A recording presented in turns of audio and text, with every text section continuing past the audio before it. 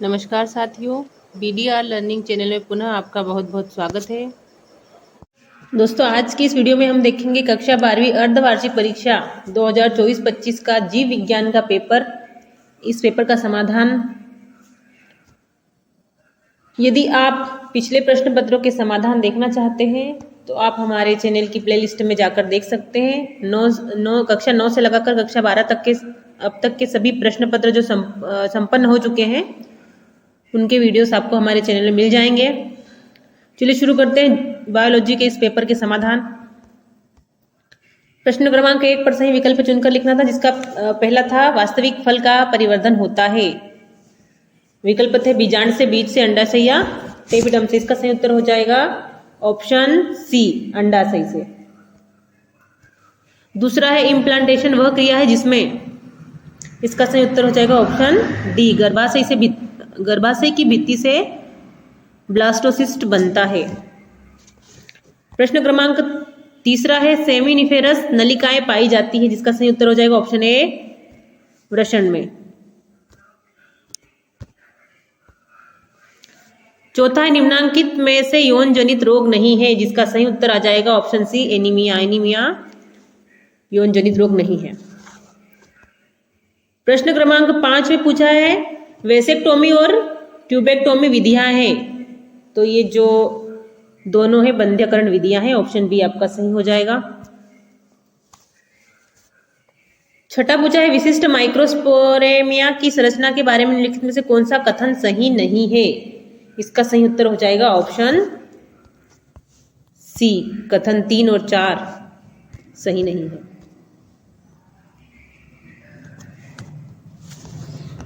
प्रश्न क्रमांक 2 पर रिक्त स्थानों की पूर्ति करके लिखना है। पहला दिया था एक बीजपत्रीय बीज में एक बीजपत्रक होता है जिसे स्कूटेलम कहते हैं। पहले का हो जाएगा स्कूटेलम। दूसरा है एक विवाहित जोड़े के पहले से 2 पुत्रियां हैं, तो अब 3 संतान का सोच रहे हैं। इस भावी संतान के पुत्र होने की संभावना कितने प्रतिशत होगी।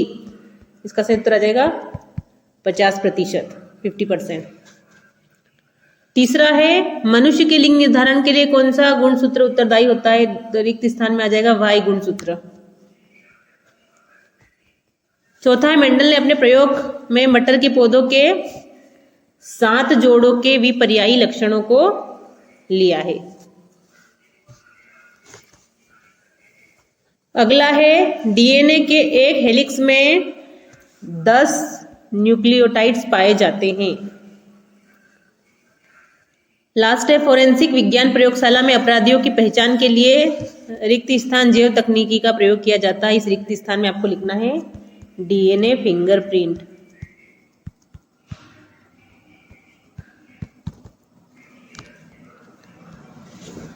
प्रश्न क्रमांक 3 पर असत्य असत्य लिखना है। पहला दिया है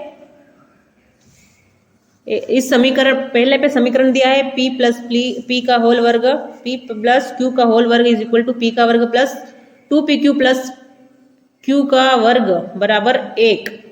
इस समीकरण में लेमार्क के सिद्धांत संबंधित है, तो ये हो जाएगा आपका सत्य।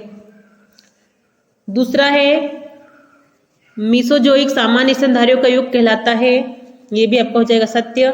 तीसरा हेपेटाइटिस रोग जीवाणु के द्वारा फैलता है, असत्य। तीसरा है विडाल परीक्षण मलेरिया की जांच के लिए किया जाता है, ये भी असत्य।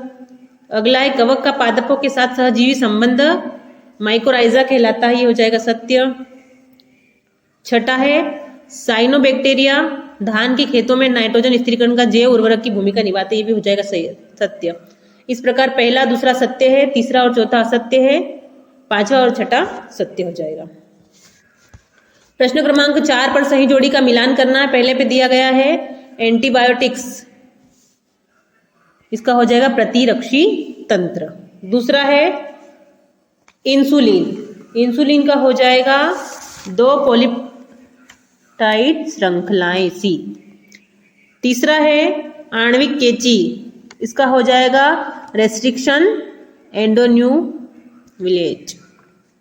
अगला है पेलिंड्रोम, पेलिंड्रोम का हो जाएगा क्षारकों के जोड़ों का क्रम। पांचवा है मोनोक्लोनल एंटीबॉडीज, जिसका हो जाएगा हाइब्रिडोमा। प्रश्न क्रमांक 5 पर एक वाक्य में उत्तर लिखना है। पहला दिया गया था जीएमओ का पूरा नाम क्या है, तो जीएमओ का पूरा नाम है genetic modified organism. Genetic modified organism. दूसरा है प्रथम पारजीनी गाय का नाम लिखिए। प्रथम पारजीनी गाय का नाम था रोजी। तीसरा है पारिस्थितिक तंत्र में ऊर्जा का मुख्य स्रोत कौन होता है, तो ऊर्जा का मुख्य स्रोत होता है सूर्य। चौथा है जलीय परितंत्रों में उत्पादकता के लिए सीमा कारक के रूप में काम करने वाले कारक का नाम लिखिए। इस कारक का नाम हो जाएगा पादप। पांचवा है जैवभार का उल्टा पिरामिड किस परितंत्र में पाया जाता है, जलीय परितंत्र में।